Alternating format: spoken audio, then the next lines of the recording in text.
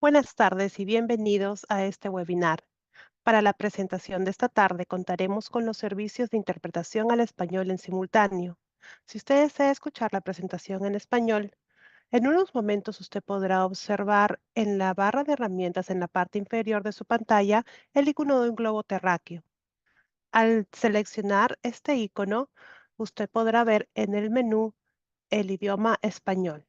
Selecciónelo y podrá escucharnos. Albert, I'm ready to be added as interpreter.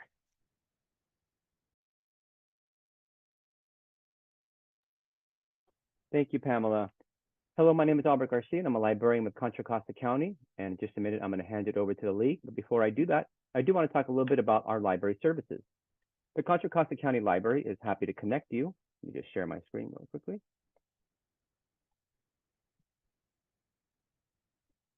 The Contra Costa County Library is happy to connect you with our resources, services, and materials at all 26 of our libraries.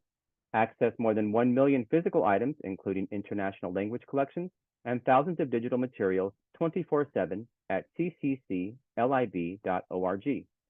Visit any library to use our public computers, printers, and free Wi-Fi. You can also visit one of our branches with laptops for on-site use, or check out a Wi-Fi hotspot for 3 weeks. Contra Costa County Library's adult literacy program trains and supports volunteer tutors to deliver basic literacy instruction to adults throughout the county. Visit our website and sign up for a digital library card today. Thank you very much for that time, and I'm now going to hand it over to Sean from the league. Stop sharing my screen.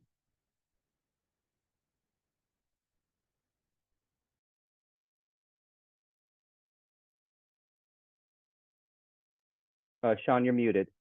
Muted. There we go. I'm sorry. Good afternoon, everyone. A little bumpy start here.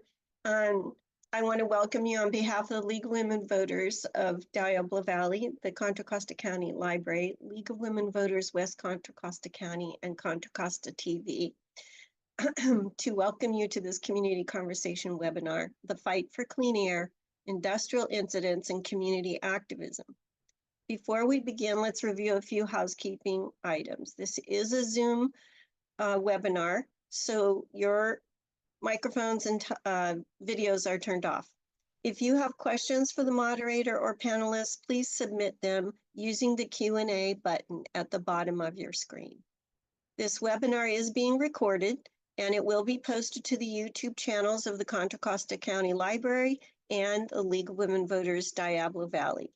Site addresses for those YouTube channels will be displayed on screen at the end of the program. Additionally, Contra Costa Television is broadcasting this webinar today and will be rebroadcasting the program. The dates and times will be posted at the end of the webinar. Contra Costa Television is available to watch on Comcast Channel 27, AT&T Uverse Channel 99, Astound Channel 32, and online at ContraCostaTV.org. Contact information for panelists and the date and subject of the next community conversation will also be shared. The League of Women Voters is a nonpartisan grassroots organization working to protect and expand voting rights and ensure everyone is represented in our democracy. We empower voters and defend democracy through advocacy, education, and litigation at the local, state, and national levels. The League of Women Voters of the United States believes the democratic government depends upon informed and active participation at all levels of government. We invite you to join the League of Women Voters and support this work. To join the League, visit lwvc.org/join. The League's policy position on air quality includes 5 points: regulation of pollution sources by control and penalties, inspection and monitoring, full disclosure of pollution data, incentives to accelerate pollution control, and vigorous enforcement mechanisms, including sanctions for states and localities that do not comply with federal standards and substantial fines for noncompliance. It is now my pleasure to introduce today's moderator, Rebecca Barrett. Ms. Barrett was elected to the Contra Costa Community College Board in 2018. Since then, she has worked to ensure our community colleges are safe, accessible, and supportive of all students and their goals in life and career. Rebecca lives in Martinez with her husband, and she enjoys growing vegetables in her backyard. Thank you so much for being here. It's all yours, Rebecca. Thank you, Sean. And thank you to League of Women Voters for hosting this important conversation today around clean air in Contra Costa County. So we have a myriad of panelists today that are going to give short presentations, and then we're going to be accepting questions. You can put questions in the chat, I think there's a way to submit the questions also online. So briefly, let's go through our panelists. We have Marisol Cantu with the Richmond Progressive Alliance, who unfortunately, due to a family emergency, will not be able to be with us tonight, but we will be trying to track down her slides for everyone. We have Heidi Taylor with Healthy Martinez, Michael Kent, who's the Ombudsman for the Contra Costa County Hazardous Materials Program, and Dr. Meredith Bauer, who is the Deputy Executive Officer of Engineering and Compliance with the Bay Area Air District. So first, I'm going to kick this over to Heidi. A little bit more of Heidi's background. So like I said, Heidi is a founding member of Healthy Martinez, a refinery accountability group. And this was a community group that was formed after the PBF spent catalyst release in November 2022. Heidi has spoken extensively about her experiences living in Martinez and being on the fence line of the refinery. She's a graduate of UC Berkeley and has worked in television as a reporter in Eureka, California, and Reno, Nevada. She's currently a divorce lawyer in Contra Costa, and in her spare time, she enjoys reading, hiking, and planning adventures with her husband and adult children. Heidi, welcome to the conversation. Thank you so much, Rebecca. Thank you to the League for sponsoring or hosting this event. Good evening, everyone. I am Heidi Taylor. I'm a mom, a wife, a divorce lawyer, but tonight I am here as one of the founding members of Healthy Martinez Refinery Accountability Group. I used to live in Pleasant Hill, but 3 or 4 years ago, my husband and I started spending our date nights in downtown Martinez. And we would always go to Del Cielo Brewery or Lemongrass Bistro, and we just loved it. And we always said when the kids took off for college, we were going to buy one of those cute little homes in downtown Martinez. And so we did. And we actually moved in August 1st of 2022. I planted a garden. We were out hiking the ridge regularly, and we were just having a blast. And we were super excited to host Thanksgiving that year in our new house. And so we had all of our friends and family over, and we had a great dinner. We had a lot of laughs. And everyone laughed or left. And as they were leaving, we had no idea that we were being showered by a toxic mix of heavy metals that were being released from the refinery. Had no idea it was happening. It started at 8:30 p.m. and would continue 10 hours until 6 a.m. A lady waiting on her train to visit her daughter up in Seattle described it as this glittery snow that was coming down. I want to share my screen with you. The very next morning, we had an antique dresser sitting out on our patio, and I asked my son and husband to move it to the neighbor's house. And I can still see my son swiping his hand across that dresser. It was covered in this dust. And again, we had no idea what it was. That's kind of what it looked like on this car, the picture on the right. And that's what PBF MRC did to our town. It fell on our cars, our lawn furniture, our gardens. Now on the left is the plume that the Air District modeled of the release.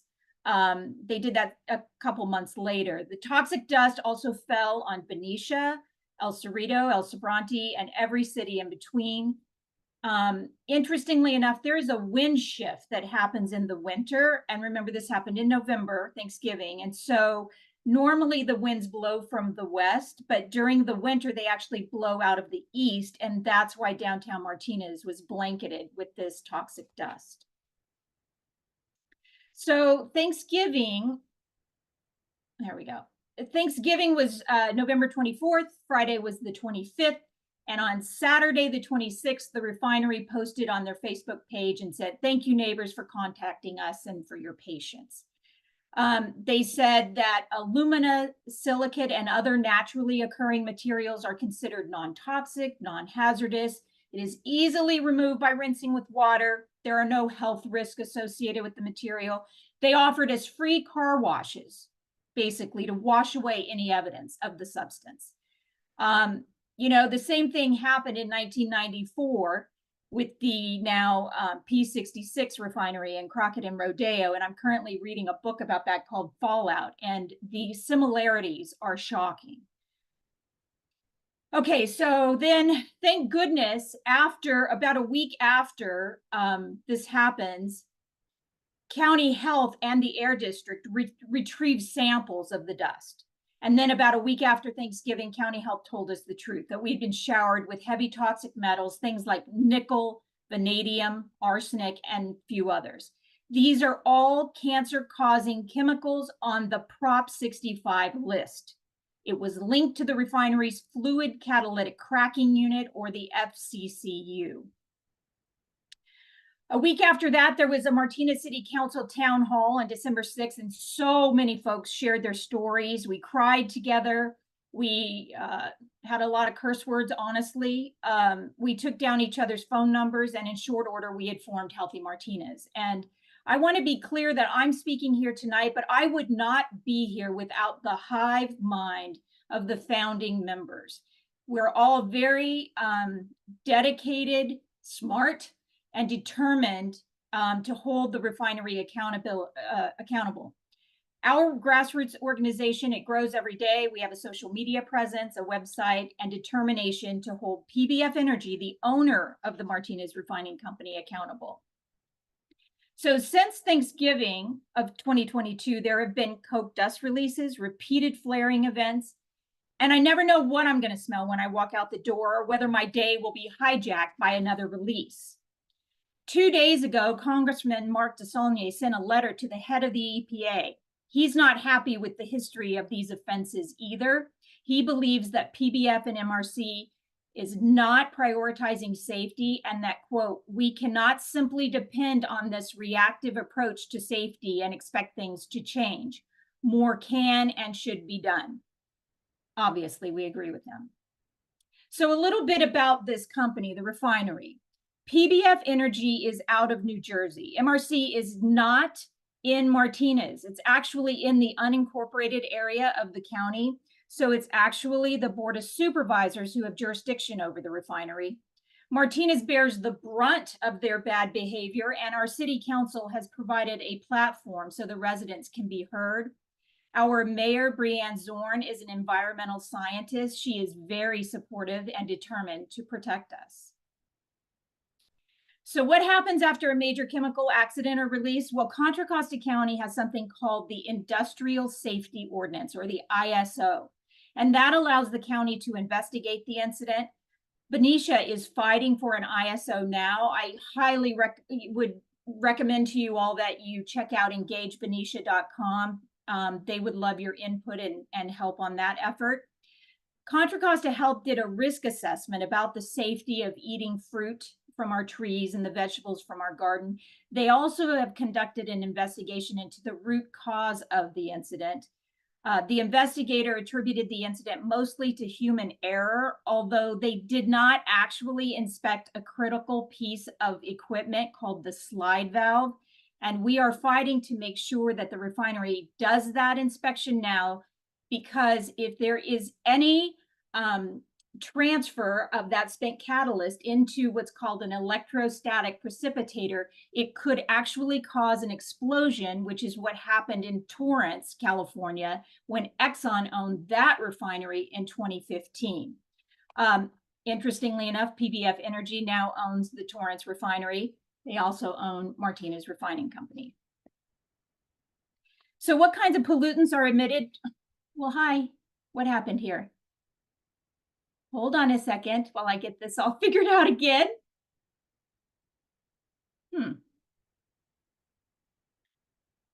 Just kicked me off. I do hate when that happens. Give me just a second to find everything again. There we go.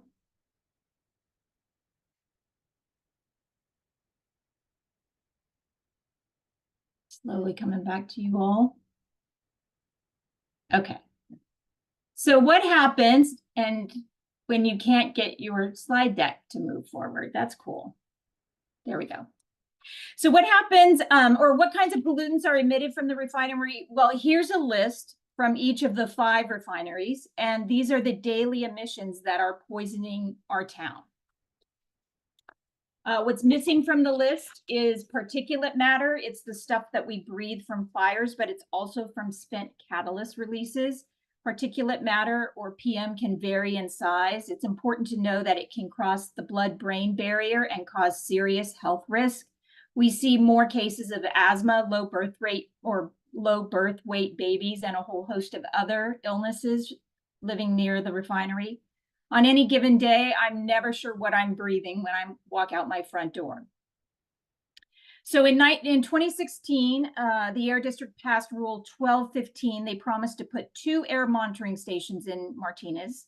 That has not happened yet. This is currently our highest priority. The Air District just 2 weeks ago did approve a plan for better incident response and will install collection plates for sampling when a release happens. That is certainly a step in the right direction.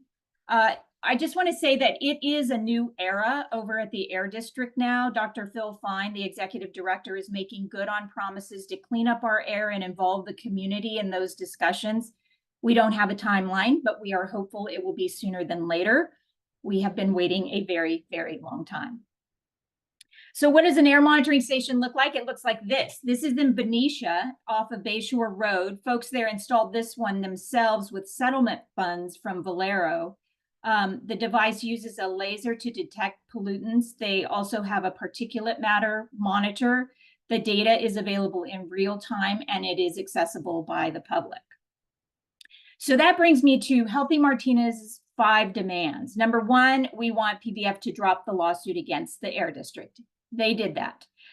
They had to pay attorney fees and commit to a continuous monitoring system, and we're very happy about that.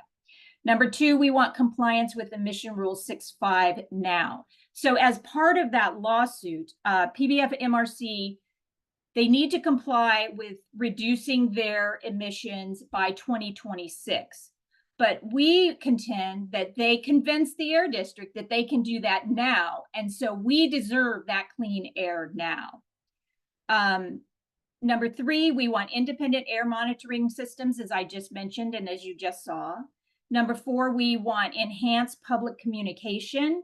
PBF must provide timely incident notifications and unrestricted access to raw fence line and stack opacity data. And just a side note, I've just been asked to join a committee by the county to discuss notifications of level 1, level 2, level 3. So if any of you have any suggestions or comments for me, I'm happy to receive those and pass those on in that committee.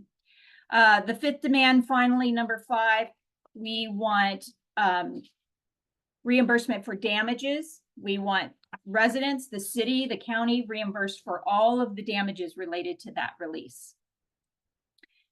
So one of the positive things that come from all of this is the building of community with our neighbors along the refinery corridor. You know about Healthy Martinez now, but there's so many other groups like the Benicia Community Air Monitoring Program, or B Camp. There's Sunflower Alliance. There's AB 617 Steering Committee in Richmond. There's the Crockett Rodeo United to defend the environment. There are also groups formed to monitor the Air District's actions, or bigger groups like Earth Justice, Sierra Club, and 350 Bay Area. We love them all for their support and incredible resources. Usually after a webinar like this, I'm always left thinking, oh my God, what can I do? Well, there's a lot you can do. You know, you can join the organizations I just talked about, or join us, help us advocate for healthier communities. We have action items on our webpage. Show up with us at the Board of Supervisor meetings or the Air District meetings. Just this Saturday, we're going to have a booth at the Earth Day festivities at the John Muir House in Martinez. Come on by. We'd love to meet you in person. You can Google SB 674, which is sponsored by Senator Lena Gonzalez out of Long Beach. They have a huge refinery area down there. You can call your representatives and tell them to vote in favor of SB 674. It's designed to improve fence line air monitoring. You can email the Contra Costa Board of Supervisors and tell them to tighten the regulations and follow up on enforcement actions.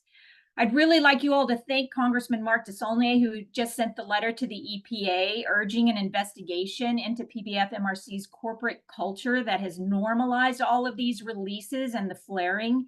We're very happy to have seen that letter. And the bottom line is this stuff matters and you matter. And so I just want to thank you all for being here and listening to what has happened to us and what we're doing about it. And we appreciate you. Thank you for your time. Thank you, Heidi.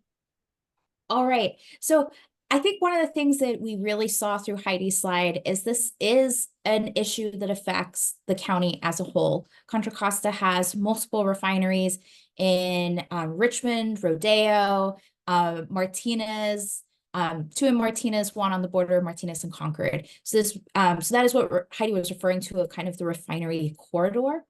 And really, we would have loved to have had Marisol join us as well, because I think it's important to hear multiple communities' perspectives on how this has been affecting them for oftentimes a substantial period of time. The other thing with clean air issues, refinery issues, is it's a multi-jurisdiction question on how do we ensure that we have clean air, that we are as safe as we can be while having these types of facilities in our county, frankly, also providing jobs for our county. So that's where our two other guests come in. Next is Dr. Michael Kent. And he is, like I said before, the Ombudsman for Contra Costa County Hazardous Materials Program, a job of which he's had for the past 26 years. His job is to respond to questions and concerns about the activities of that program and to serve as a resource on environmental pollution issues for county residents. In addition, he staffs the County Hazardous Materials Commission, an advisory board to the County Board of Supervisors. He also provides support to the Public Health Department on issues such as environmental justice, air pollution, asthma, and climate change. Previously, he worked on two nonprofits, environmental advocacy organizations, and was a pollution prevention specialist for the Thurston County Health Department in Olympia, Washington. He received his bachelor's in philosophy in interdisciplinary studies from Miami University in Oxford, Ohio, and has a master's in environmental studies from Evergreen State College in Olympia, Washington. Michael Kent, are you here with us right now? I am. I am. Can you hear me? I'm so sorry to interrupt. I actually also have to do a tiny little bit of cleanup with my own mess that I made earlier. Please do not put questions in the chat.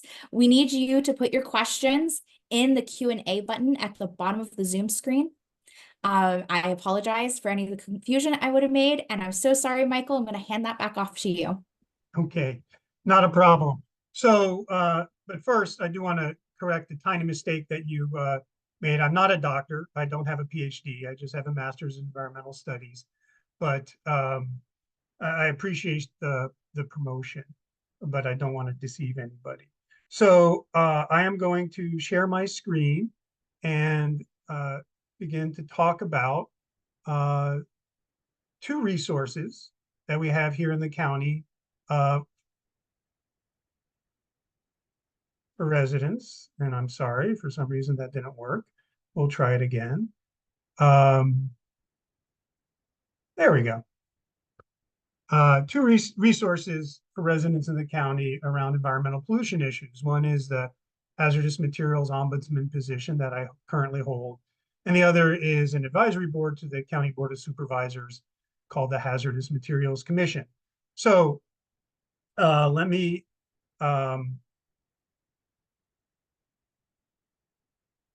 oops, went too far. So first, the ombudsman position. first, what is an ombudsman? If you don't know, an ombudsman is somebody who independently investigates and help resolves questions or complaints about an organization, but is, not part of that organization's management structure. So I'm the ombudsman for the county's hazardous materials program, but I'm not part of that county's hazardous materials program. And so a little bit of background about why this position was created. Back in the mid-90s, and Heidi alluded to this, there was two major accidents at two local industrial facilities. One was the catacarb release at then Unocal, and the other was a concentrated sulfuric acid release from General Chemical in Richmond. And after both of those incidents, but really primarily the catacarb incident, residents of the county, like Heidi and like Marisol, who unfortunately couldn't be here, but community activists back in the day were very unhappy with how the health department was communicating to the public about what happened, what they were doing about it, what the health effects were, and how they were going to make sure that that never happened again. And so they petitioned the Board of Supervisors to do a bunch of stuff. And actually, one of the environmental groups I worked for, Communities for a Better Environment, was one of the groups that petitioned the board. There was a number of other groups that did as well. And to do a bunch of things. One was to create a bucket brigade that was sampling devices that people could build themselves very cheaply and have at their homes to take grab samples of pollutants. So when a release happened, they could get a grab sample to show, and analyze it to show what was released.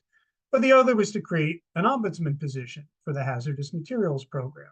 Now, back in the mid-90s, this was about 1996, there was no such thing as an ombudsman program for a local hazardous materials program anywhere in the state. So it was a new and unique thing. And so the County Board of Supervisors approved the creation of this program. And I should note, Congressman DeSaulnier, who Heidi showed, just wrote a letter about the facility in Martinez, was on the Board of Supervisors at the time. And they created this ombudsman position. And so I applied for it. And I started in the job in 1998. So a little after that, the county updated its industrial safety ordinance that was also mentioned. And they put into the ordinance that the ombudsman position would be, a permanent position at the county.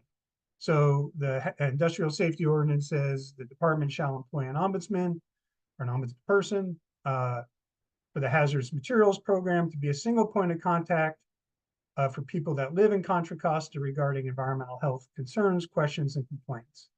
I'm empowered to identify and solve problems, make recommendations to the department. So I don't have any authority over the department, but my job is to work with people, get their questions and problems resolved, and work with the department and make recommendations to the department. So, and I've been doing that now since 1998. And over the years, I've worked with a lot of residents throughout the county, in Richmond, in Martinez, in East County, about a range of issues around environmental pollution. But I really like to consider my job as helping residents be good advocates for themselves. So, it's not my job to go and advocate for people to the Board of Supervisors or to the hazardous materials program, but it's really to understand their questions and help them get their questions answered and to advocate for themselves. As it was mentioned a little bit earlier, there's a lot of agencies, a lot of rules involved in issues, and understanding how to, what those agencies are, where their authority begins, where their authority ends, and another agency's authorities begins, the lingo that those agencies uses, and also, just how to communicate to those agencies in a way they can take action within the laws and regulations that govern, what it is they can do, because all agencies are limited by the laws and regulations. So knowing how to talk to them and make recommendations in a way that they can take action it's a skill, and most people don't have to deal with these agencies all the time. And so over the years, I've worked with people to help them do that. And after the MRC incident, I spent a lot of time on the phone talking to people about that incident, and actually formally addressed 2 issues that were brought to me by residents who were concerned that they weren't getting their questions answered by the hazardous materials program. So, like I said, my job is threefold. One is to respond to questions and complaints. The second is to help advocates or residents be good advocates for themselves on environmental issues. And then the third is to staff the county's Hazardous Materials Commission, which was a duty I inherited around 2001. So what is the county's Hazardous Materials Commission? So the county's Hazardous Materials Commission was created in 1986 when the county decided it wanted to write a hazardous waste management plan. Very shortly thereafter, the state decided every county had to do a hazardous waste management plan. But the county had already started theirs. And the purpose of the plan was to make sure that all the hazardous waste generated by all the facilities in the county had a place to go and was being managed safely, and that there was good community education and participation. And so that plan was finished in 1989, but the Board of Supervisors decided they wanted to keep the advisory board that was put together to write that hazardous waste management plan.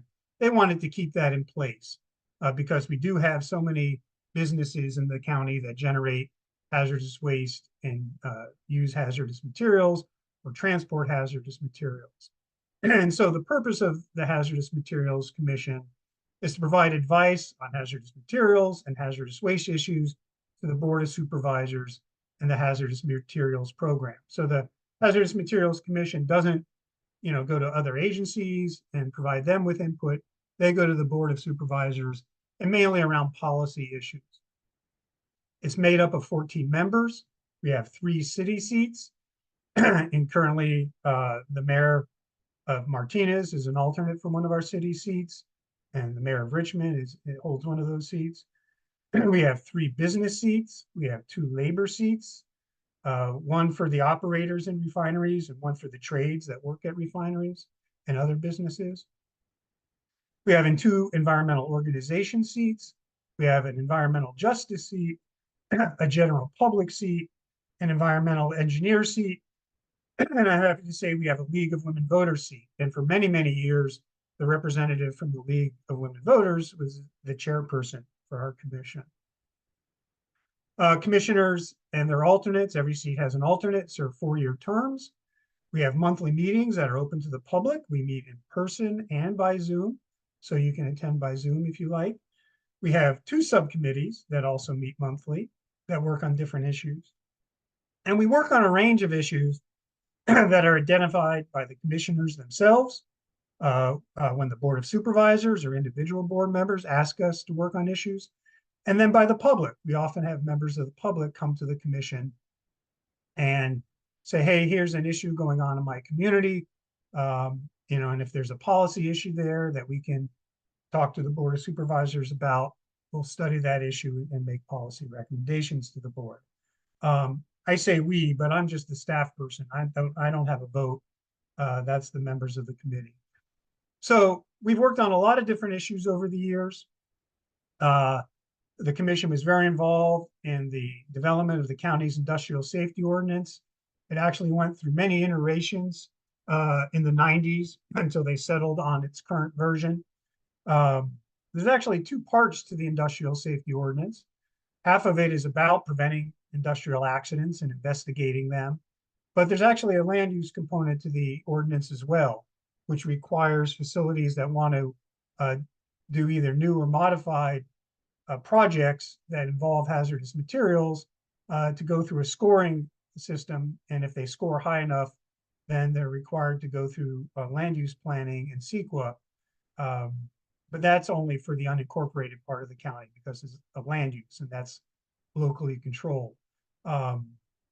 Richmond has its own industrial safety ordinance for accident prevention, but like I said, they don't we don't, the county doesn't do land use for them, so they don't have the land use part in Richmond.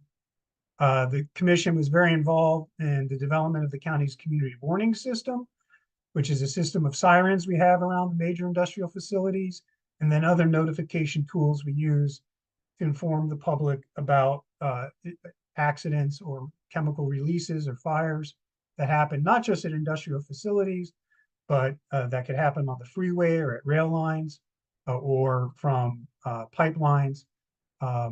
And the commission has been very involved in its development.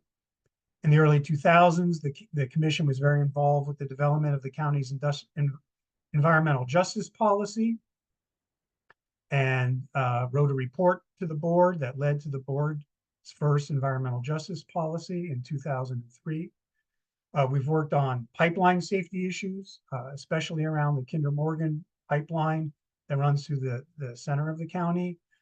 Worked on rail transportation of hazardous materials, household hazardous waste disposal issues, and the commission encouraged the board to adopt an ordinance to require collection facilities for unused pharmaceuticals from households, which the board of supervisors did. We worked a lot around issues related to the cleanup of contaminated sites, including community participation in those cleanups. And then around accident investigations. Currently, the commission right now, in the last couple of years, some of the issues the commission's been working on are the impacts of sea level rise on hazardous materials that are stored at businesses along the shoreline, that are transported through pipelines and rail lines that go along the entire shoreline of Contra Costa County, and on the impact of flooding and groundwater rise that comes from sea level rise on contaminated sites and old hazardous waste landfills that are along the shoreline of Contra Costa. So sea level rise could have a major impact on hazardous materials issues in the county. We spent a lot of time working on providing input to the update of the county's general plan that's going through its final steps this year. This year we have been actively investigating and learning about the type of community engagement that happens around contaminated site cleanup. They're developing recommendations to the Board of Supervisors on how to maybe augment that. We've worked a lot on the county's hazardous waste management plan, or actually the state is developing a hazardous waste management plan, and so we're looking at that and how it applies to the county. We studied a lot about lithium-ion car batteries because they're flammable and are considered hazardous when in use, and then hazardous waste when they're disposed of. And as you know, there's going to be lots and lots of used batteries in the state of California in the years to come, and there's nowhere currently to recycle them in California. So we've been studying that issue. We look at state legislation related to hazardous materials, and the bill that was mentioned around fence line monitoring is one that we're looking at right now. Also was mentioned the proposed changes to the community warning system. And so the commission is looking at that issue. We always kind of keep our eye out on changes and potential changes to the industrial safety ordinance. And then finally, even though she couldn't be here tonight, to talk about the AB 617 Community Emission Reduction Plan, we've worked with the Community Steering Committee that Marisol Cantu is part of in Richmond, and have looked at the community emission reduction plan that they came up with to see if we can make recommendations to the board whether or not to endorse that plan. So a range of issues that are working on and have worked on, and are always open to suggestions about new issues to work on. So actually, as was mentioned, I've been here for 26 years, and I'm actually going to be retiring in 2 weeks. So we have a new person taking over as the Ombudsman and as staff to the Hazardous Materials Commission. His name is Cameron Sue. He's with the Health Emergency Response Unit at the Health Department, and this is his phone number and an email address that you can reach him at. So it's been a real privilege doing this work for the last 26 years for the county. And I really appreciate you having me here tonight. And I'd be happy to join the discussion in the Q&A. So thank you. Thank you so much. All right, everyone, here is another reminder to put your questions into the Q&A. We're going to have a portion of Q&A for once all the presentations are done, and we'd love to have your questions. And if you want to let us know who specifically each question is for in your mind, I'm happy to receive that as well. Okay, so we're going to move on to our final speaker. Again, it's another government agency that really works with air resources because it's the Bay Area Air District. I am going to bring up, there she is, Dr., I got it right this time, Dr. Meredith Bauer, who serves as the Deputy Executive Officer for Engineering and Compliance for the Bay Area Air District, overseeing operations of the Air District's engineering, permitting, and compliance and enforcement divisions, as well as the Health Risk Assessment Risk Reduction Program. Dr. Bauer earned her doctoral degree in atmospheric science from the University of California, Berkeley, Go Bears, and has a bachelor's degree in natural resources from Cornell University. She worked at the U.S. Environmental Protection Agency for over 20 years and has extensive experience managing various air quality programs, including overseeing permits and rules. The Air District is a regional air quality regulator for stationary air pollution sources, for stationary air pollution sources, such as refineries, power plants, gas stations, and dry cleaners. And with that, Dr. Bauer. Great, thank you so much. I'm going to add one small thing to my bio here because I think it's relevant, which is during my time at the U.S. Environmental Protection Agency, I worked for many years on the Air Now wildfire, smoke map. So if any of you have tracked it over the years, it used to be kind of based on regulatory monitors that were, there's not very many of them. They don't update that regularly. They're often 24-hour averages. And my team worked together for years to bring in the purple air monitors. And the mantra was always, we need people to have local, time-relevant, understandable, and actionable information during an incident. So it's a passion of mine. And I think you'll hear as I relay my talking points, it'll come out later. And so I've been at the Air District for 6 months. And so I bring that same passion here to my work, and I will bring it to you all as well. Well, first of all, now that that's done, thank you for inviting me to join you today. It's a really important conversation. And as you can hear, I care so deeply about it. You all do too, otherwise you wouldn't be here. Air, when I first got into air work, it's one of the things that is really a true common. We all breathe it, we all affect it, and therefore we all play an important role in ensuring we have clean air to breathe. Regional companies and businesses are required to comply with federal, state, and local air quality regulations. So it's all level of government has a role. But then their city and counties, they have rules built into their municipal codes to protect the public from unhealthy air pollution from local businesses that are in your neighborhoods and in your areas. But then for each of us, how the choices we make, how we heat and cool our homes, the cars we drive, you take public transportation, you bike, where and what goods you buy, we all affect our own air quality. Some more than others, right? And that's part of what we're here to talk about today. We all have a role, but the Air District has a very special role. And that's one of the reasons that I wanted to join the Air District. It's an important role, and we really are there to help protect local air quality. And that's what I'd like to talk about, that role. I'd like to amplify a little bit more of what Rebecca just shared about the Air District. So we do have the authority to regulate air pollution sources that are stationary, as Rebecca mentioned. And that means just they're fixed permanently. And, you heard about refineries. There's also wastewater treatment plants, gas stations, even things like backup generators. They're meant to sit there. They're not meant to move around. So what it doesn't include is mobile emission sources such as cars and trucks and tractors, roadwork equipment, that kind of stuff. And those sources get regulated by the California Air Resources Board and also the U.S. Environmental Protection Agency. Now back to the Air District. So we adopt regulations. We have the authority to have our own rules, and it requires stationary sources to meet, certain air quality emission standards, and we continue to make new and more stringent ones as we learn that we need further air protection.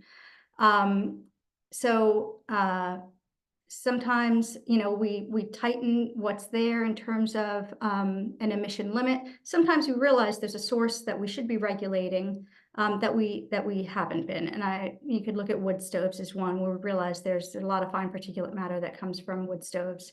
And we figure out how to put limits and restraints so that the air doesn't reach unhealthy levels. Now, not wood stoves, but many sources are required to have a permit. And that ensures that the operations at those facilities would be designed and operated in a way that adheres to the federal, state, and local air quality rules. So it's kind of like you have the regulation or the rule, and then the permit's kind of like the contract that says, here's what we're going to do that makes sure we adhere to the rules. The facilities that need permits, they submit them to us, and then it's our role to review them and make sure that they meet all the applicable requirements. That includes federal requirements. So we would be the reviewing agency. EPA has delegated that authority to us. And then EPA does have oversight on things like Title V permits and our general permit program to make sure that we're complying with the Clean Air Act. Now, once there are permits, there are rules, and then another important role the Air District plays is to inspect the facilities and enforce the air quality regulations. Often a rule is only as effective as the compliance for it is. So for stationary sources, we have a whole inspection program and an enforcement program throughout the 9-county Bay Area region. Now I want to shift here and talk about industrial incidents. That's something that we do, and obviously is the topic that today's event is about. So let's start with, we have, you could say an incident, it could be a lot of things, but let's just get grounded in how we think of at the Air District, what is an incident? So it's a non-routine, so, you don't get just everyday stuff. It's not part of an incident. A non-routine release of an air contaminant that may cause adverse health consequences to the public or to emergency personnel responding to the release, or that may cause a public nuisance or off-site environmental damage. So that's the range of things we think about for what we would think of as an air quality incident. Now, in the Bay Area, when we experience industrial upsets that can cause short-term releases of air pollutants, the Air District follows an incident response protocol that we have. So we have a whole procedure that we have laid out. Now, we are not the first responders, but we do support them. So Contra Costa County, as you heard, has HazMat folks and local fire departments. There's a team of people who are emergency responders, and they'll be the first usually on the site. And then we send our air quality inspectors to the incident. Sometimes we're there to help. We get there within often very quickly in most cases. We can help, look at from an engineering perspective, is there something that needs to happen to abate the emissions that are coming? And if we can't help in any way, we, do what we can to start to understand what is the cause. So we gather information, and we're also looking to see if there are violations, and that will feed into what I'll talk about later, which is our investigation process. In addition to our inspectors who go on scene, we also have our air monitoring experts who would be looking at the air quality through the monitoring network. And there's a variety of different monitors. Some of them are operated by facilities. The Air District has its own monitoring network. And, whether you, love that the facilities have them or not, it's, and ideally, I've heard that folks would like more independence from that, but nonetheless, it's information, and we put it together with other information we have. Heidi mentioned some fallout plates that we will also be hoping to make use of in the future. if there are incidents, when there are incidents. So we want to have as big a network of information to put together as we can. That may also include, as you heard from Michael, their specialized HazMat response that counties have. Contra Costa County in particular does have a HazMat response team, and they do have some air monitoring capabilities. So that means, you know, I don't want to be having our folks out there trying to do something at the same time they're out there. We try to coordinate and collaborate so that we can utilize our limited resources to the best effect. In addition, we work with the county public health officers. Those are the ones who are the experts in determining the health impacts and risk. We do have someone who understands public health who can help us interpret some information, but the counties usually have a, you know, fully staffed kind of setup for understanding risk and impact of exposures. So we coordinate with those folks as well, and that helps us develop messages so that we can provide information to the public regarding what, you know, we put the inspection information of what is happening together with the air monitoring information of what are the concentrations, what are the emissions looking like, and then the county public health officer can help us understand the so what does it mean for your health, what action should you take? And again, there's getting at that actionable aspect of the information that we'd like to deliver. Now I want to just take a moment and just recognize the trauma that can come with incidents. You know, they're scary, they're upsetting, you don't know what's going on. And then another aspect of it that I want to mention, which I think we don't talk enough about, is that if there is some sort of facility in your neighborhood that has repeated incidents, there's another kind of scary that comes into play, which is this threat that's kind of always out there when this vigilance that's kind of required from community members when you live in the shadow of an entity that has had incidents in the past. And I think that our information and our communication needs to respect and honor that as well. So if there is, say, a flare that is really, truly not going to, you know, it is benign. And I know there's a lot of questions about, you know, that as well. But let's say there's something that, like, what is that? I think it is our responsibility to try to address even the sort of like the null cases as well. This is not a problem. You can, you know, be okay, because that helps you know that when we tell you there is something going on, you'll take action. When we say it's all clear for now, I want you all to feel like you can relax. I want you to be able to eat the vegetables coming out of your garden. I want, you know, all of that stuff. So it's a funny thing that when there's not an issue, there's also still a reason for us to be communicating.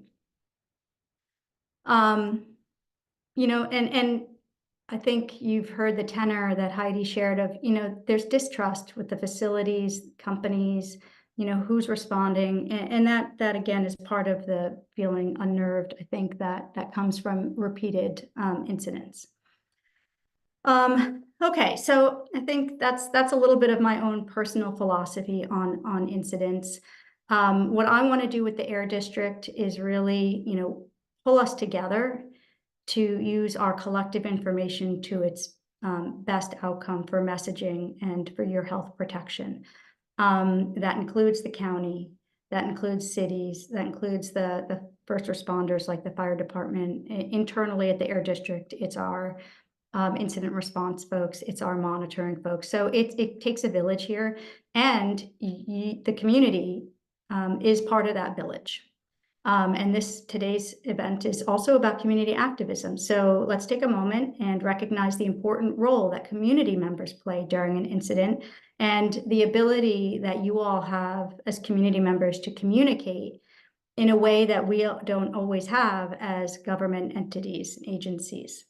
So you have different networks, next door, your phone, you know, text, you have all sorts of ways that you get information to each other and can get information to us. And you're on the ground, and the more we can all stay connected, the more we can do to get the message in our mechanisms, and we can get information to you. You spread it in your ways. I mean, it's just a network. We have to make use of every part of it. The other thing in terms of the community voice that I want to recognize is your ability to get attention from a variety of different city leaders, representatives, federal government, representatives. So you have a voice, and it's really important that you're sharing your stories, and we will do our part at local government to try to amplify, but it doesn't happen if we share it on your behalf as effectively as when you share it. So thank you all for being here, knowing that this is an important role, for putting the energy into it, and it really does make a difference. And I hope that you could see from Representative Desaulnier's letter that he's listening, and others are too. Okay, so I want to switch to the last part of an incident, which is about the investigation. And, as I mentioned, incidents, they can leave lasting effects on the community. Here we are a year and a half later, and, we're still working together and on that catalyst release. And there's still a lot of repair to do, and it's going to take a long time. So we have an investigation phase in the aftermath of any incident. And the bigger the incident, unfortunately, often the bigger and longer the investigation is. So what we do is we start when we get on site right at the beginning, and it starts there and it continues for months. We collect information on maintenance records, air monitoring data that they would have at the facility. We inspect the physical condition of the equipment. We try to, find out, along with the facility engineers, what happened, what caused the problem, and what do you need to do to not have it happen again. And the not happen again is really important, although refineries in particular are so complicated that there's, dozens of different ways of problems, coming to bear. So that preventative, so we were also thinking about what do you do in general about your safety. And again, I think that was part of the letter that Heidi referenced, is stepping back and looking at preventative measures, safety, maintenance. Those things are really they're at the beginning of ensuring that incidents don't happen. Our investigations, they can take a long time. We're still doing the investigation for that catalyst release. We're working with the county and partnering, and it's frustrating. I get it, that you want to know what's the closure here, what's the outcome, what's the penalty, what's going to happen. Like any investigation, whether it's a law kind of thing, or it's just, these things take a while, and I'm sorry about that. We're going to try to speed them up a bit as we move forward, but the nature of them is just kind of, it's a thorough thing that has to happen, and it takes the time that it takes sometimes. So that's generally how our investigation part works. We can tell you we're still looking into it. We're gathering information. We really generally can't tell you what the nature of it is. We don't want to tell you we think this versus that, because it changes the way the case might come out with the company who perhaps had some violations. Okay, so that's about incidents and investigations. So I want to take a moment and just think about looking forward. What do we have to offer in the future, other than I'd like to work on the communication around incidents and investigations. But we have the Air District. We also routinely update our air quality rules for industrial facilities and stationary sources, and we're always looking to make more progress and continue to improve the air quality for Bay Area residents. One of the examples that I would like to highlight is, and Heidi mentioned this as well, is our Reg 65, which was adopted in 2021, and it regulates the amount of particulate matter that can be emitted from what is the most polluting piece of refinery equipment, the FCCU. This is, and I'm going to tell you what it means in a second. I think Heidi might have mentioned it, but anyway, this is the very first acronym I learned when I joined the Air District 6 months ago, so I'm kind of proud of it. It's the Fluidized Catalytic Cracking Unit. And even the sound of it is sort of ominous, right? So anyway, the FCCU is now much more tightly regulated than any other FCCUs in the country, in fact. And because it was so kind of a vanguard when it was passed, the Air District was immediately sued by a set of refineries. And we stood our ground and we defended this rule. We said, we think you can do it. And sure enough, we have settled with the two refineries who sued us. I'll just say a little bit about MRC, because they were one, and the other was Chevron. But settling both of those marked a turning point for this important rule. When MRC dropped their lawsuit, that meant they had to fully comply with the regulation. I know Heidi has mentioned she'd like to sort of bring the timeline forward from 2026. That's I don't know that we at the Air District can force that, but we can certainly continue to work with MRC on what their emissions look like and bring their emissions down expeditiously. But the fact that they are going to comply with the rule is really, really an important victory. They also agreed to develop and use a continuous air monitoring system, and that will help ensure compliance. Not just otherwise the test would be quarterly, and we can have a much more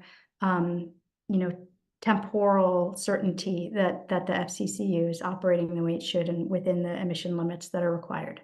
And then they also had to pay attorney fees, and good. It was a lot for us to try to defend that rule, and so they were held accountable on that score as well. So we really think that this settlement is a significant achievement on the path forward to improving air quality around MRC. What I'd like to leave you with this evening is that the Air District is working hard to protect the health of the residents or in all the refinery communities that we have in the Bay Area. We're always looking for ways that we can improve air quality in our local area.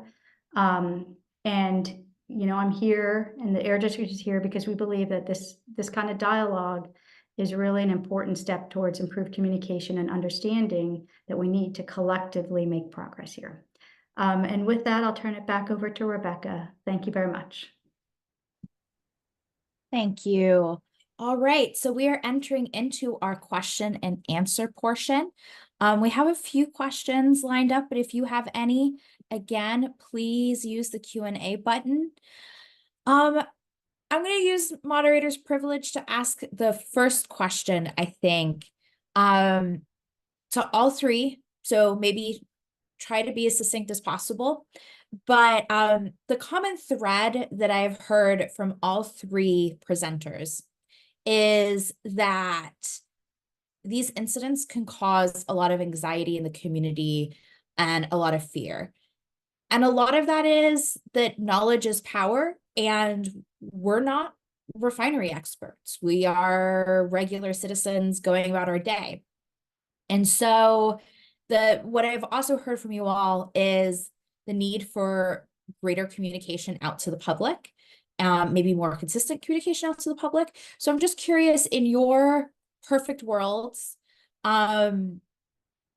what do you think that would look like? Or I know each of you kind of touched on this a little bit, but what's the process maybe going forward on studying that further and ways for people to get involved in helping to answer that question?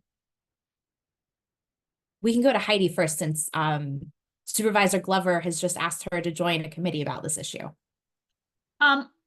I really think, so I'm the type of person who wants more information, more knowledge. I know there's some concern from some folks about, well, we don't want to be barraged with all kinds of texts and emails. And again, that would feed into this fear that we're never safe, etc.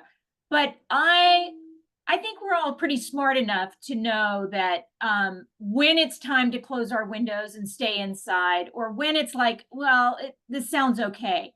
I do want to thank the Air District because, I follow all of these different agencies on various social media platforms. And like, I was driving back from the Sacramento area and I'm noticing smoke, and the Air District's on it, and they just post on Instagram or whatever. And they said, oh, hey, you're going to notice some smoke in the air from this fire that's happening. Oh, thanks.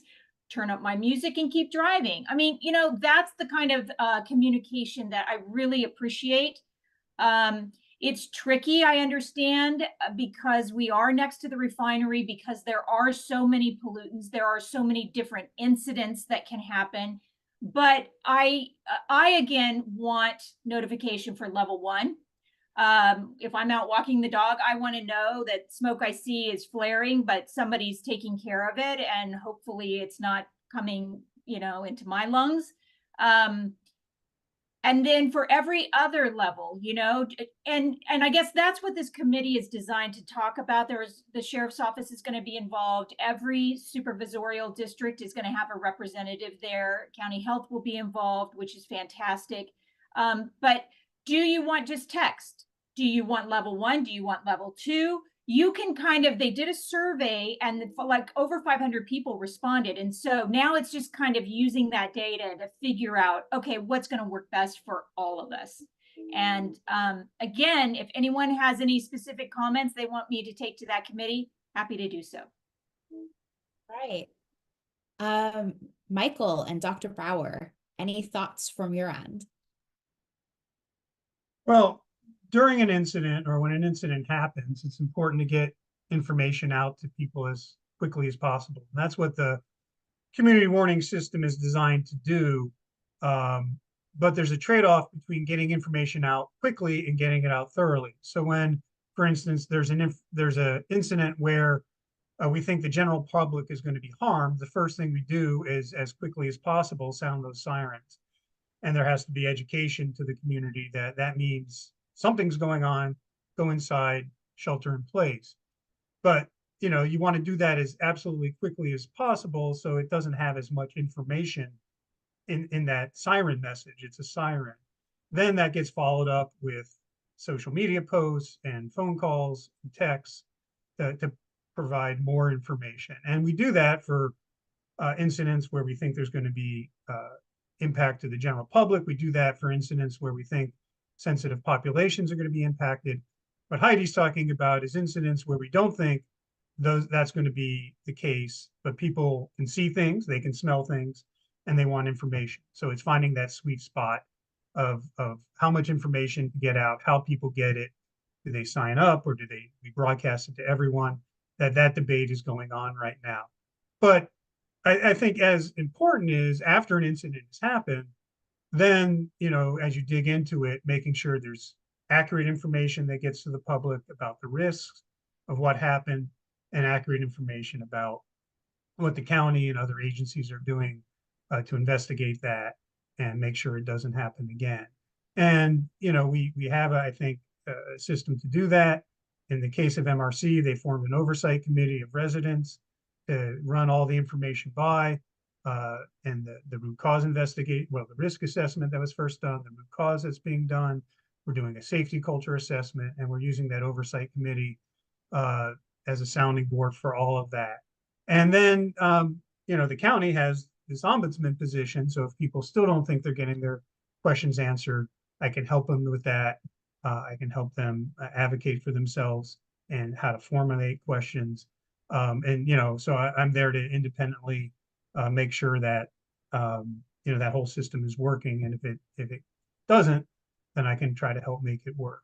So, I think, but the key to all of that is making sure you have accurate information that gets to people quickly, and then there's a continuous follow-up to make sure that people can get all their questions answered. Okay, I'm going to jump in really quick because, Michael, you kind of teed up perfectly a specific question from the audience. So, Dr. Bauer, basically same question, but I'm going to add a little addendum to it. We got a comment from the Q&A. First of all, thanking Michael in his role as Ombudsman, and that he's been really helpful in communicating with members of the public and allaying some fears sometimes. And to his point, helping them navigate how to express some of their concerns within the system. Again, talking about communication, thoughts from the Air District's perspective on how to effectively communicate with the public, maybe continuing to share a little bit more where you might be going in that route. But also question is, has the Air District ever considered hiring an ombudsman position like the county to communicate with the public on a more one-on-one basis? Okay, I'll start with the beginning part. And about the, what is in an ideal world? What does it look like for incident kind of response? When I mentioned the Air Now Wild wildfire smoke map, and that had a whole change of what was capable with the advent of technology. So the fact that there is one pollutant, really, we're looking at PM 2.5 fine particulate matter, and there's now technology that's all over the place. It was a game changer. We're not there with incidents. I wish that we had kind of monitors all over. There's, I've heard people say we'd like more monitors, and they do help, but the sort of ubiquity that is things like purple air, other PM 2.5 sensors, make it a lot easier to kind of crowdsource all of this information and say, okay, it's trending in this direction or that direction, it's localized here and there, and we're not there. It's almost like if you think about Google Maps and traffic, is where we want to go. We're still with the helicopters flying around and you've got to turn on your radio. That's the kind of technology we still have, right? So, the Air District, we're coming up with some new public communication tools that we want to launch towards the end of this month. And they'll be it'll be a way that we get more information out more quickly. And as Michael said, though, we're going to have to right size that. We don't want to send you alarming notes that say, hey, there's an incident. And then you're like, well, what does that mean? Right. So we're going to have to figure out what the right messages are, what the right cadence is, how often you want to receive them. Maybe that's self-selected. But we're kind of entering into a new phase here of the communities helping us to define what is the right communication look like.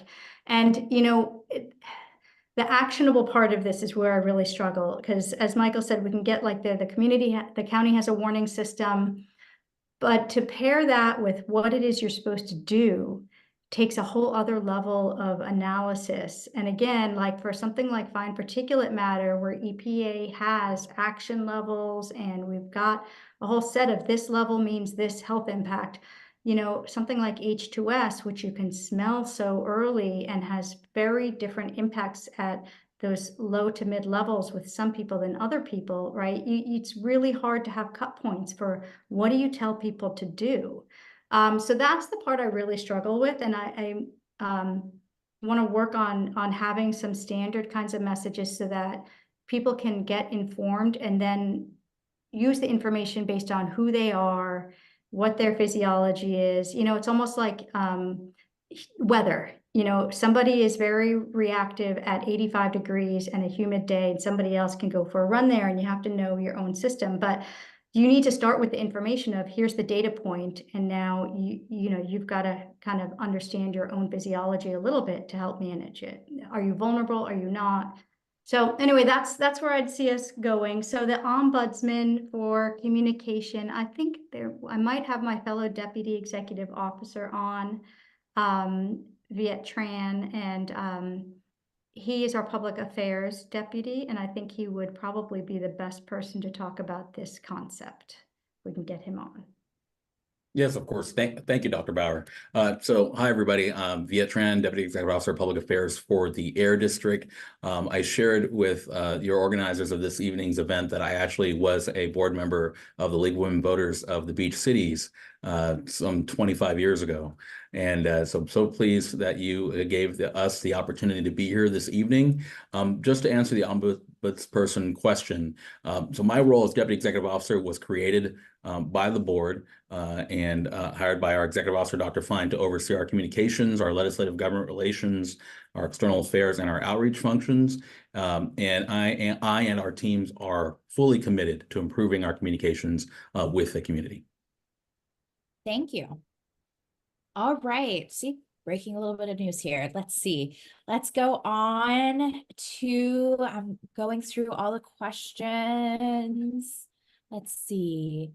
Really quick question. I think there was one that should be quick. I thought there was one of how do we sign up for text notifications? So, I just responded to that. oh, go ahead, Heidi. I just responded in the chat and just said to go to cwsalerts.com. And if that's for the county, and if you live in Martinez, you should go to the cityofmartinez.org and look for Martinez alerts. Perfect. Okay. So, in Martinez, we're going to be having something kind of major happen at one of the refineries. I believe something called the turnaround. And the refinery has recently put out some public communications letting the public know that they should expect potentially more flaring while this process is going on. Could you maybe explain how expected flaring is treated potentially differently than unexpected flaring? So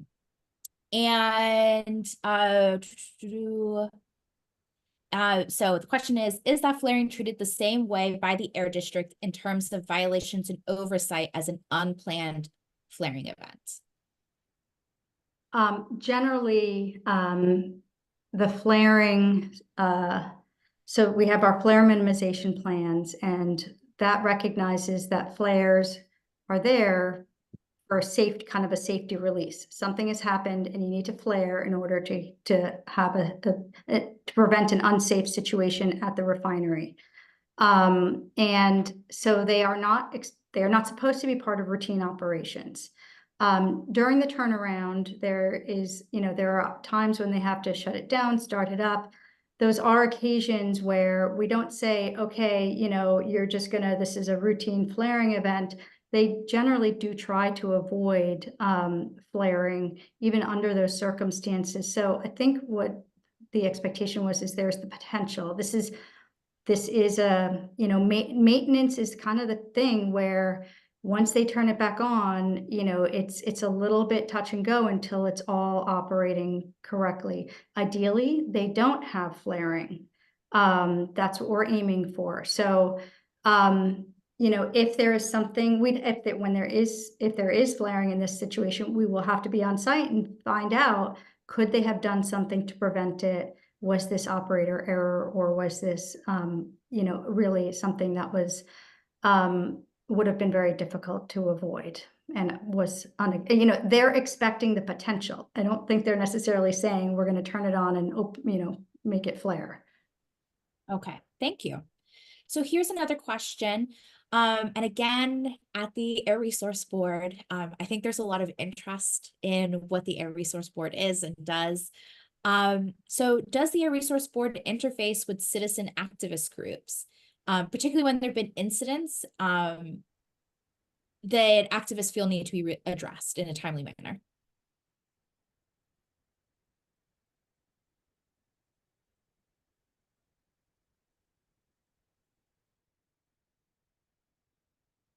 Dr. Bauer, or actually it might be if Viet wants to maybe answer that as well. Rebecca, I think you meant the Air District. I know when you read the question in the chat, it says BAQMD. Yeah, so it's not the Air District. Okay. I think that's where a bit of confusion came in. So yeah, either Dr. Bauer and I can answer that question. Go ahead, Viet. Yeah, thank you, Dr. Bauer. So, we, as Dr. Bauer mentioned, the board has approved an incident response plan, and part of that is going to be engaging with our citizen activist group. In fact, Ms. Taylor had invited the Air District to meet with Healthy Martinez, as well as a number of other activist organizations that are in the communities that are impacted by the refineries.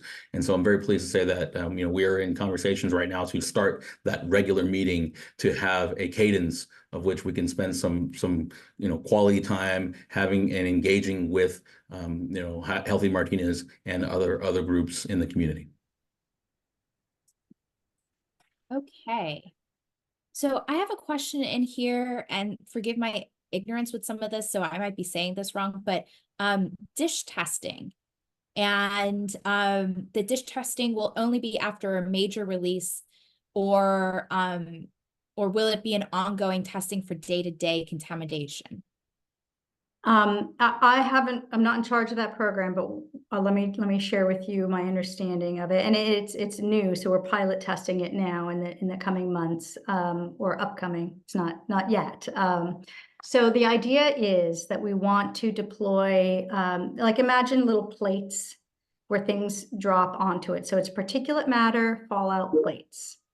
So plates, dishes, right? It's roughly the same thing. So you would want to have your background levels, right? We'll call it baseline. It doesn't mean like, no pollution, but like during a non-incident time, you want to have information there. So we'll have periods of time where, they're just out there collecting information, and we'll analyze those and know what sort of normal, so to speak, looks like. And then when there's an incident, we will have that baseline to compare to. So it's both. Okay. I have a question.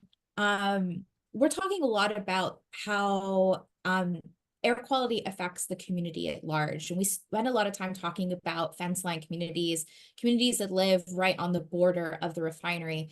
I'm curious to hear from you both about what is the role of ensuring that people working at the refineries also are not exposed or can really hopefully minimize risk of exposure to hazardous materials or danger on the work site. I'll see if Michael wants to answer that first. You may have more of a role than we would generally. Well, there's at the state level, there's CalOSHA, the Department of Industrial Relations, that has laws to protect workers. So they have process management, safety management standards that are in place to protect workers. And when a worker's been hurt, they do investigations around that. But I will say the county's industrial safety ordinance, and just backing up, that wasn't created in a vacuum. There's a federal risk management program that the federal government has to, prevent accidents. California adopted their own version of that. It's called the California Accidental Release Prevention Program. And then the county adopted its own, which was more stringent than those other two, back in 1998. And since the state law has come more in line with our county ordinance. But so even if you're not in the unincorporated part of Contra Costa County covered by the industrial safety ordinance, you're covered by the state CalARP program. So those programs are designed to prevent accidents, that are going to go out into the public, but obviously those are going to help prevent accidents that could harm workers as well. And so there's a number of parts to the industrial safety ordinance. Facilities have to do what they call process hazard analysis of all their units to determine what could potentially go wrong, and then put in place systems to keep that from going wrong. They have to do safety culture assessments, that is looking at, how just the overall safety culture of their facility is. An important part of that is, do workers have the ability to stop work if something looks like it potentially be a problem? They have near miss programs. So if you do something and it doesn't cause an accident, but it could cause an accident, they investigate that. They have things, worker training. They have there's a number of steps in these programs that are all designed to prevent accidents from happening to the public, but that of course also protects workers. Thank you. Yeah, So I would say I don't think the Bay Area Air District has a lot to add to that. So yeah. Okay, so we want to try and close right at 5:25. I'm going to try and pull a rabbit out of the hat. We have the first question that was asked, so got buried a little bit. If we could just get through this really quickly, and then I'm going to have each of you close really short. So the first question is asking about, there's a feeling of a higher risk of fire or explosion with ESP in place. And what were the thoughts about pushing the refinery more towards a wet gas scrubber for PM control? I think that one would come to me.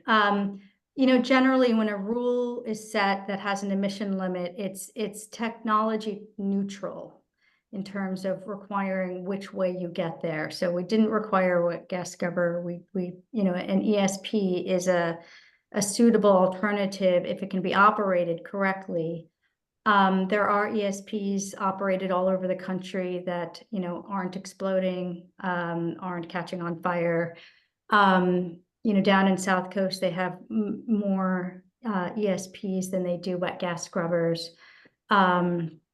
And so it's possible to keep them operating safely. So I think we would say, we're not going to tell you you have to do the wet gas scrubber, but we are here to say you need to operate your ESP in a safe way. And that part we can, again, partnering with Contra Costa County, we've been on site looking at safety. When Contra Costa County did an evaluation of their safety in December, the Air District team joined along. So we're committed to the safety part of that, but it's more about the operate it safely rather than you have to switch to a wet gas scrubber. With that, we are out of time, so I'm going to ask for brief closing remarks from everybody. Since I was just talking, I will just say thank you very much for having me. It's been an honor and a pleasure to spend this time with you. Thank you. Heidi? Well, I just want to say early on, when we were meeting with other community activists, one of my favorites said to me, hope is a verb. And I do believe that. I never thought I would be talking about wet gas scrubbers and hydrocarbons, but here I sit. I feel like we are making a difference. I'm grateful for the relationships that we have with county health, with the Air District. And I just want to say this one thing, we will never stop fighting for clean air, soil, and water, and for the safety of everyone in our community. And Michael, really quick. Yeah, I just want to say, I hope it's apparent to everybody that resident participation in these issues is so critical to making sure that people's concerns and voices are heard. Government agencies can't do it alone. And there are resources out there to help you get involved in a way that makes your input meaningful. Take advantage of them, work with the agencies so you can have good, accurate, effective advocacy. And that's so important to make sure that communities are protected in the best possible way. So get involved. You. So I want to thank all of our panelists for being here with us tonight. Thank you for this enlightening conversation. I also want to thank the League of Women Voters for putting this on together. And with that, I'm actually going to kick this back to them. Sean, back to you. Thank you so much, Rebecca. On behalf of the League of Women Voters Diablo Valley, the League of Women Voters West Contra Costa County, Contra Costa County Library, and CCTV, I want to extend a genuine thank you to our moderator and each of our panelists for being here today to offer this informative and timely conversation about the fight for clean air, industrial incidents, and community activism. Thank you so much, Rebecca, for being our guide in moderating the panel today. And I want to thank each of our guests, Marisol Cantu. We hope things are going well in her family. And we look forward to seeing her in the future. Heidi, thank you so much. Michael and Dr. Meredith, appreciate all of you for your passion and contributions from Mr. Vietron for his statements to help us understand a little bit more about some communication processes. A warm thank you to our audience for attending today and for all your important questions. Thank you, Ms. Pamela Perales, for providing the Spanish interpretation of today's webinar. This service is jointly funded by the Contra Costa Library and the League of Women Voters Diablo Valley. Today's Community Conversations webinar, The Fight for Clean Air, Industrial Incidents, and Community Activism, will be rebroadcast on CCTV on the following days and times. This community conversation program is also available on the YouTube channels of the League of Women Voters Diablo Valley and the Contra Costa County Library. Please save the date of May 16 for the next community conversation program.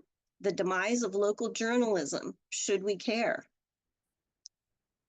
Community conversations programs are a partnership between the League of Women Voters Diablo Valley and the League of Women Voters West Contra Costa County, the Contra Costa County Library, and CCTV.